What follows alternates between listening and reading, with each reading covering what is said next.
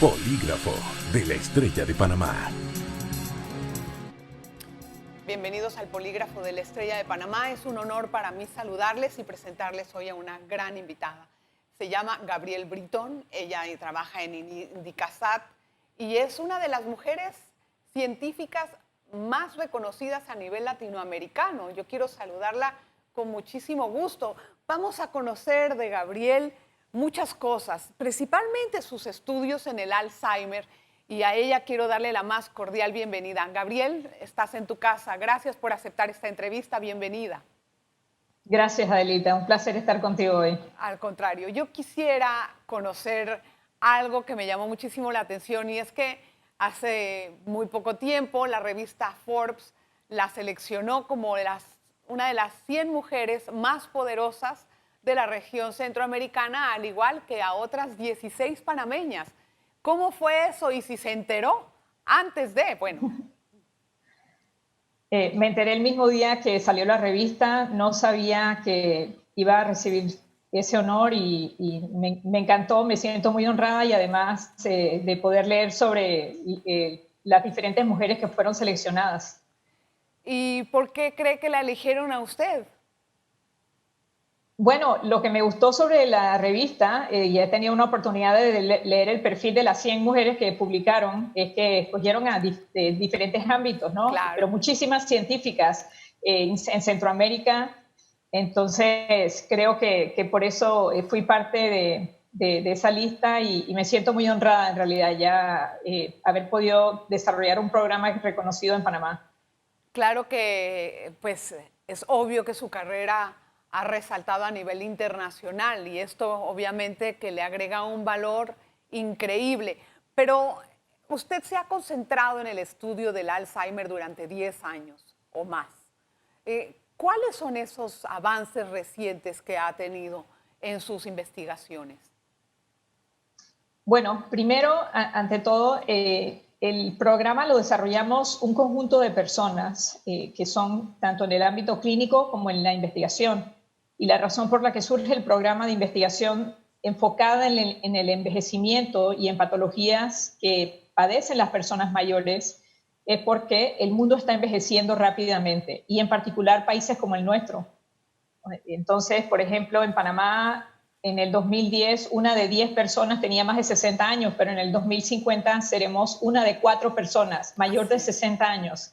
Ajá. Entonces, estamos hablando de un montón de gente mayor y ese es un reto que tienen que enfrentar todos los países. Entonces, lo enfrentas de diferentes perspectivas, en la perspectiva social, económica y de salud, obviamente. Entonces, nosotros tomamos esto como un norte, un programa que debe ser sostenible, que es importante establecer en Panamá como una infraestructura de estudio de una población que está creciendo rápidamente y que había sido ignorada hasta el momento que se desarrolla este programa de investigación. Exacto, o sea, la población adulta mayor en este país prácticamente pasa a un nivel mucho más relegado, no solamente en cuanto a políticas gubernamentales que deberían de tener algo diferente para esta población, sino tal vez a nivel familiar también se les ve como pues, los viejitos de la casa, los que cuentan anécdotas, etcétera, pero no de un valor productivo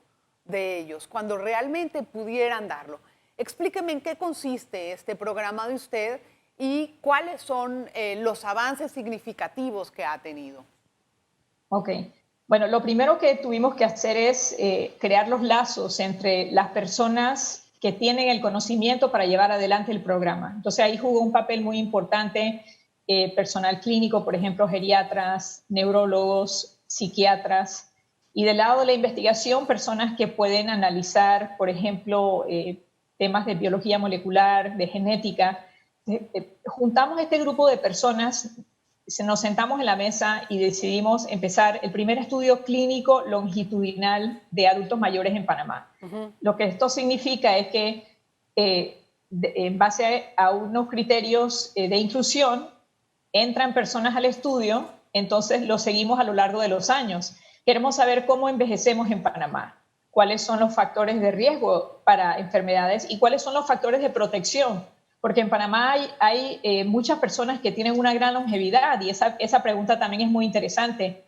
¿Por qué algunas personas envejecen muy saludablemente y otras no? Exacto, exacto. Y entonces, el primer paso era establecer esa infraestructura. Y eso es importante porque a lo largo de los años, cuando las casas farmacéuticas, por ejemplo, quieren probar nuevos medicamentos para diferentes enfermedades, como lo es el Alzheimer, que ha sido una enfermedad que ha presentado tremendo reto para la comunidad científica médica, Panamá está preparada para participar, por ejemplo, en esos estudios. Entonces, eso es importante. Antes no estábamos preparados para participar, ahora sí.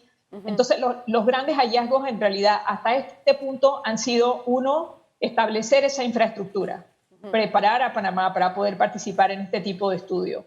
Dos, hemos identificado diferentes factores de riesgo para el deterioro cognitivo, incluyendo el Alzheimer. Algunos que ya sabíamos, obviamente, el número uno factor de riesgo para el deterioro es la edad. Ese es el número uno factor de riesgo. Parece algo como sentido común, pero es algo que tienes que demostrar. También bajos niveles de educación. Entonces, bajos niveles de educación son un factor de riesgo y, por tanto, deberían ser parte de políticas de Estado. O sea, que no solamente la educación beneficia a los niños para que estén bien de niños, sino que tener una buena educación nos beneficia a largo plazo también, porque nos protege de enfermedades neurodegenerativas, ¿sí? Entonces fuimos estableciendo esos diferentes vínculos a lo largo de más de 20, 25 publicaciones en los últimos 10 años. Wow. Y además identificando factores de riesgo genéticos que ya habían sido identificados en otros grupos de adultos mayores en otros países. Se confirma en Panamá cierto factor genético que está asociado al riesgo de Alzheimer, por ejemplo, deterioro cognitivo. Ay, wow. Bueno, hay cosas interesantes para poder seguir ampliando, ¿no? En el siguiente bloque, porque vamos a hacer una breve pausa. Y en el próximo bloque me gustaría que me explicase qué población del país padece de Alzheimer y si están realmente todos diagnosticados los que tienen la enfermedad o hay algunos que no, o que están pasando de desapercibidos. Y todas esas cosas me gustaría hablar al regreso del siguiente bloque. Nos vemos en un segundo. Polígrafo de la Estrella de Panamá.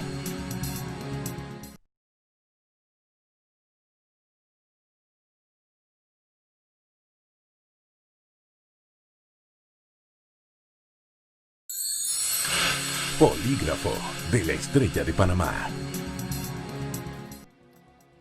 Bueno, en este bloque vamos a conocer un poquito más cómo funciona el cerebro y también qué podemos hacer para evitar este tipo de enfermedades como el Alzheimer. Sabemos que el cerebro es uno de los órganos que más misterios guarda para los científicos. Así es que eso me gustaría conocerlo con Gabriel. Gabriel, sí es cierto que todos los adultos mayores, algunos tienen mejor salud mental que otros o guardan mejores condiciones. ¿Hay un porcentaje científico certero de la cantidad de personas diagnosticadas con Alzheimer en Panamá? No. Nosotros, como en tantos otros ámbitos, esa es una de las debilidades que tenemos a nivel nacional, que nos faltan muchos datos, especialmente datos que representen toda la población, datos epidemiológicos a nivel nacional. Y en neurociencias no hay estudios epidemiológicos aún. Ajá. O sea que no sabemos exactamente. No sabemos exactamente. No sabemos. Y además es muy difícil diagnosticar el Alzheimer en el punto más importante de poder diagnosticarlo. No es el momento que surgen los síntomas, porque ya en ese momento, cuando ya los síntomas son aparentes, entonces ya es muy tarde. O sea, el Alzheimer es una enfermedad degenerativa, claro. No tiene cura, no hay medicamento que pueda ni detenerlo ni curarlo. De hecho, el Alzheimer es la patología con la tasa más alta de fracaso en cuanto a ensayos clínicos. Wow. O sea, que tenemos un gran reto por delante. Sin embargo, en estudios internacionales, y esta es la parte interesante, está más que comprobado que lo que ocurre en el cerebro, lo que llamamos la neuropatología, cuando el cerebro se va degenerando, esto ocurre hasta 20 años antes de que aparezcan los síntomas. Ay, wow. ¿Sí? Entonces, eso es interesante porque si nosotros podemos identificar a esas personas, por ejemplo, a los 50 años, entonces, si surge algún medicamento, quizás pueda enlentecer el progreso del deterioro, pudiéramos, en el mejor de los casos, poder detener la enfermedad, pudiéramos intervenir haciendo, por ejemplo, diferentes intervenciones, no solo farmacológicas, pero conductuales. Claro. Entonces, es importante ese diagnóstico temprano. Ok, a ver, entonces vamos a ahondar un poquito más ahí. ¿Cómo sé si alguien tiene Alzheimer o le va a aparecer esto en 20 años? ¿Qué tanto influye el factor genético dentro de esto y qué síntomas o qué condiciones alertan sobre esto? Ok, bueno, eso es una excelente pregunta. Y ahí es donde viene el tema de los marcadores biológicos, o lo que llamamos biomarcadores. La investigación en Alzheimer está dirigida hacia la búsqueda de marcadores de Alzheimer 20 años antes de que surjan los síntomas. O sea, nuestra investigación está dirigida hacia eso también. O sea, que si yo pudiera, por ejemplo, escanearle el cerebro a todas las personas de Panamá, lo cual no es factible, pudiéramos quizás detectar ciertas cosas en el cerebro que nos dicen, bueno, esta persona está en riesgo. Pero eso no es la meta, no queremos un enfoque tan costoso y que si no es factible a nivel de atención primaria o comunitaria, entonces eso no es factible. Lo que estamos buscando es un enfoque que sea costo y tiempo eficiente. Y la investigación de Alzheimer está dirigida hacia la búsqueda de marcadores en sangre. ¿Y por qué sangre? Porque la sangre, una muestra de sangre se puede tomar en cualquier centro de salud, obviamente, y mientras se van abaratando los costos y van mejorando las tecnologías de detección molecular, podremos entonces detectar diferentes marcadores en sangre que por lo menos nos indiquen, digamos, no solamente riesgo de Alzheimer, pero si pudiéramos identificar a las personas que no están en riesgo y poder separarlas de las que posiblemente pudieran estarlo. No sé si esa distinción es clara, pero... Sí. Cuando vamos a hacernos, por ejemplo, una mamografía, ahí no nos dicen si tenemos cáncer o no. Si algo sale raro, te mandan a hacer unos exámenes más puntuales. Exacto. Y eso es lo que queremos lograr también para el Alzheimer. Algún tipo de prueba a nivel de atención primaria que nos permita decir, esta persona necesita recibir otro tipo de atención, verse con un neurólogo, neuropsicólogo, psiquiatra, etcétera, para poder tener una evaluación mucho más de más alta resolución. Sí, ahora mismo hay grandes avances a nivel del descubrimiento de la cadena del ADN y de todas estas cosas. O sea, ya esto es a un nivel un poco más profundo a nivel científico. ¿Ustedes han logrado detectar allí, en esa gran cadena, no sé cómo llamarlo, sino el defecto genético que provoca el Alzheimer, por así decirlo? No sé cómo llamarlo realmente, pero quería saber si a través de esa detección se puede corregir. Ok, bueno, primero ya se han detectado 3 diferentes mutaciones genéticas. Mutación genética, esa era la palabra. Que indican que esa persona va a desarrollar Alzheimer, ¿sí? Pero ese tipo de Alzheimer, lo que llamamos Alzheimer genético o familiar, representa quizás menos del 5% de todos los Alzheimer. El Alzheimer más común es el Alzheimer esporádico, que surge a raíz de una interacción entre genética y ambiente, ¿sí? Genética y ambiente. Entonces, ese es el Alzheimer que estamos investigando, porque en realidad, hasta ahora, por ejemplo, en nuestra cohorte de más de 1000 personas, no hemos detectado un solo participante en Panamá que tenga esa mutación genética que definitivamente lo pone en esa categoría de Alzheimer heredado. Entonces, ¿cómo Estamos aparece? enfocados en el Alzheimer esporádico. Entonces, ¿cómo sale esto en el cuerpo si tampoco tiene una precondición genética?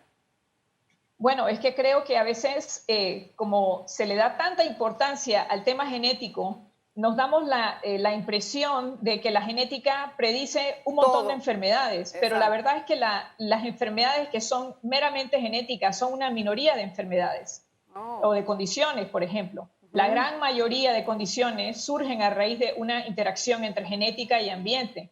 E incluso puedes tener un marcador genético para el Alzheimer, pero lo puedes amortiguar teniendo conductas, por ejemplo, de protección contra el Alzheimer, ¿sí? O sea, que puedes ser cargador de un gen que indica riesgo de Alzheimer, pero si a la vez tienes un montón de conductas que son protectoras del Alzheimer, entonces amortigua el efecto de ese gen que es riesgoso esas para el Alzheimer. conductas protectoras, ¿cuáles son? Es decir, en la parte del ambiente, ¿qué es lo que se puede entender ahí? ¿Cuáles son las conductas protectoras?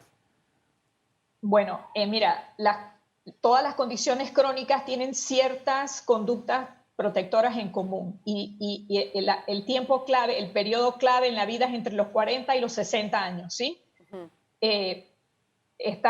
Ser activo, ser físicamente activo, mantener el cerebro activo. Y el cerebro se puede mantener activo de muchas maneras, no solamente estudiando y leyendo libros, pero interactuando socialmente. Nosotros somos seres sociales. Claro. No es bueno estar solo, no es bueno estar deprimido, etc. También, por ejemplo, la circunferencia abdominal, es bueno mantenerla, el torso, mientras podamos, bajo en grasa. Si tienes, por ejemplo, hipertensión, que es muy importante, es controlarlo, manejarlo con medicamentos, porque el cerebro necesita mucho oxígeno. Exacto. Así que si tienes hipertensión y un doctor o una doctora te ha recetado un medicamento para la hipertensión, entonces toma el medicamento y también regístrate en la presión arterial regularmente. Esto es muy importante. Wow. Entonces, todas las condiciones crónicas tienen estas conductas en común. Y recientemente se hizo un gran estudio meta-analítico, que significa que toman el resultado de un montón de estudios y mostraron, por ejemplo, que si nosotros pudiéramos mitigar el impacto de estas conductas que están bajo nuestro control, son controlables, por ejemplo, ¿verdad? Se puede controlar el colesterol, se puede controlar el peso, son cosas que están bajo nuestro control. Podríamos mitigar entre el 30 y el 50% de los casos de Alzheimer. Así que imagínate. Eso está eso es un porcentaje importante. Gabriel, tengo que hacer una segunda pausa, pero no nos vamos a tardar mucho. Al regresar también me gustaría conocer, cómo ha afectado la pandemia a sus investigaciones, porque si trabaja con adultos mayores, bueno, pues obviamente que esto es algo que le tuvo que haber afectado directamente. Y conocer qué tanto invertimos nosotros en investigación. ¿Es suficiente o no? ¿Cómo se sienten los científicos con la inversión que hace el Estado con respecto a esto? Una pausa y regresamos. Polígrafo de la Estrella de Panamá. Polígrafo de la Estrella de Panamá. Gracias por continuar en sintonía. Hoy conversamos con Gabrielle Britton, la científica panameña que es una de las más reconocidas en Latinoamérica. Trabaja en el Instituto de Investigación de Alta Tecnología, lo que comúnmente conocemos como INDICASAT. Ahorita vamos a conversar acerca de la investigación científica y del presupuesto que reciben estas instituciones para poder sacar adelante. Para señalarle a la audiencia que el INDICASAT es uno de los centros de investigación más reconocidos en Latinoamérica y también en el mundo tiene su fama. Me pregunto si el presupuesto que tiene yo sé que nunca es suficiente, pero si es el adecuado, por lo menos si ayuda a hacer investigaciones, si permite esto. Bueno, Panamá, para el Producto Interno Bruto que tiene y la gran fama que tenemos como con el canal y todo lo demás, debería invertir mucho más en investigación. Estamos muy por debajo del promedio regional. En Panamá se invierte el 0.17% del Producto Interno Bruto en investigación. Y creo que si algo sale de esta pandemia, esperemos que si algo sale de esta pandemia es una realización y una apreciación por el rol que juega la ciencia, porque desde un inicio el trabajo que hicieron mis amigos, mis colegas en el Gorgas, por ejemplo, si no nos abrió los ojos que en realidad estaban completamente preparados intelectualmente, técnicamente para realizar un trabajo de primer mundo, definitivamente eso tenemos que sacar de la pandemia, que la ciencia salva vidas y hay que invertir en ciencia. Claro. Y por tanto, esperemos que nos llevemos esa lección de esta pandemia. Así que para serte franca, no, el Estado no invierte lo suficiente en ciencia y es la cifra que te dije no ha cambiado a lo largo de los años. Hay que invertir más porque el recurso humano está ahí, pero el recurso humano no puede trabajar sin insumos. La pregunta es si se tiene esa conciencia de la importancia en la investigación científica, porque muchos países piensan que es una de las prioridades de las políticas de Estado. En cambio, en Panamá considero que ha sido pues un renglón como relegado. Bueno, ¿qué nos sobró esto? Pues ponlo para la investigación cuando debería de ser de lo principal. Eso es lo que caracteriza a las potencias, ¿no? Claro que sí, estamos totalmente de acuerdo. Eso es lo que caracteriza a las potencias y Panamá se tiene que sentir orgulloso de muchas cosas y una de esas cosas es que tenemos buenos científicos en Panamá, pero tiene que haber una inversión detrás de ese orgullo y detrás de estas instituciones, por ejemplo, el Gorgas con toda la trayectoria que tiene, el Indicasat, que es un instituto más joven, pero requiere mucha más inversión en las universidades, en los laboratorios de las universidades. Ahí nos estamos quedando cortos. Mucho. A mí me gustaría saber la pandemia en este momento. ¿Cuál es su evaluación sobre el manejo que le ha dado pues, el Estado, el Ministerio de Salud en conjunto? Bueno, primero hay que reconocer que la pandemia ha sido un reto para todos los países del mundo, eso sin duda. Creo que empezamos bien. Como dije al inicio, tengo plena confianza en los científicos que están manejando la parte técnica de la pandemia, la parte de las pruebas y de la interpretación de las pruebas y los diferentes estudios que se están realizando enfocados en el COVID. Pero sí, definitivamente ya llevamos 6 meses de aprendizaje y creo que tenemos que prestarle más atención a los países que han logrado llevar adelante las medidas de distanciamiento social, etcétera, y que han permitido también la reapertura de las economías. Creo que no hemos hecho eso de una manera adecuada. Hay muchas personas pasándola muy mal en esta pandemia. Sí. No ayuda cuando no tenemos un liderazgo que reconoce esas dificultades. Eso es muy decepcionante para mí, para muchas personas. Cuando vemos las noticias internacionales, por ejemplo, y vemos a la primera ministra de Nueva Zelanda, que es nuestro norte, la primera ministra Ardern, Jacinda Ardern, y una de las características que tiene es que se comunica con la población de su país todos los días. Y también hay que decir las cosas de frente. Claro. No creo no estoy hablando de regañar a la población, pero estoy hablando de que todos estamos en esto juntos y no es regañar, sino decir, mira, vamos a hacer las cosas de cierta manera y necesitamos educar en cómo hacerlo.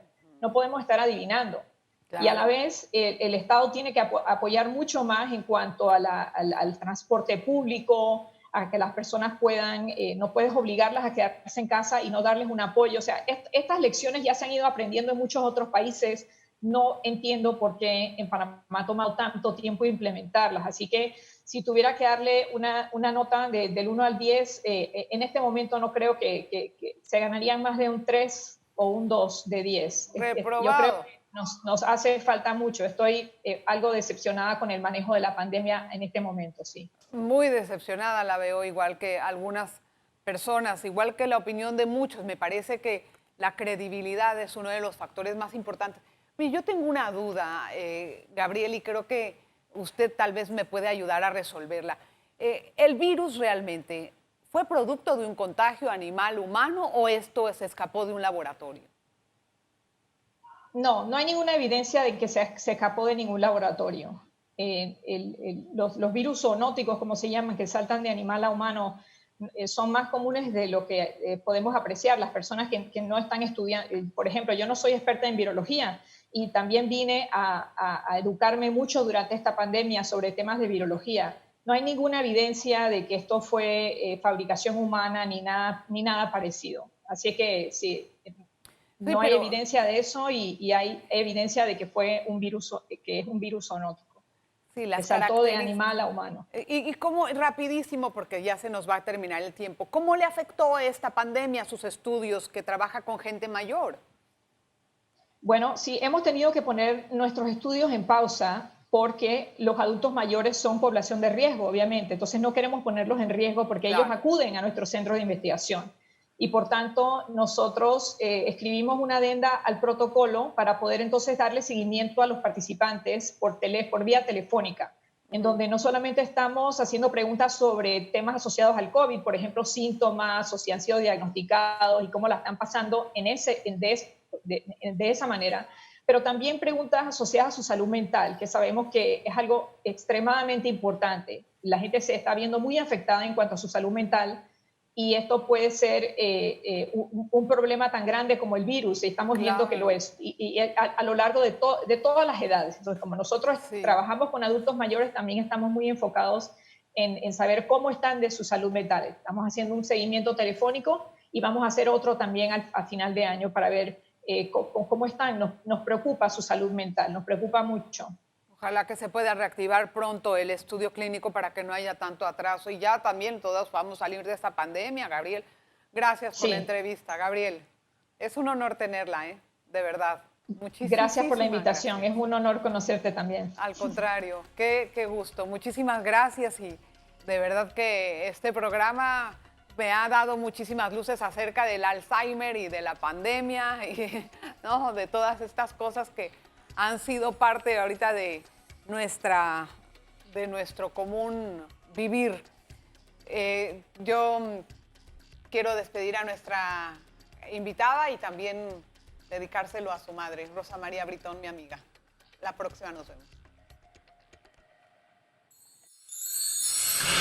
Polígrafo de la Estrella de Panamá. Canal exclusivo de Cable Onda.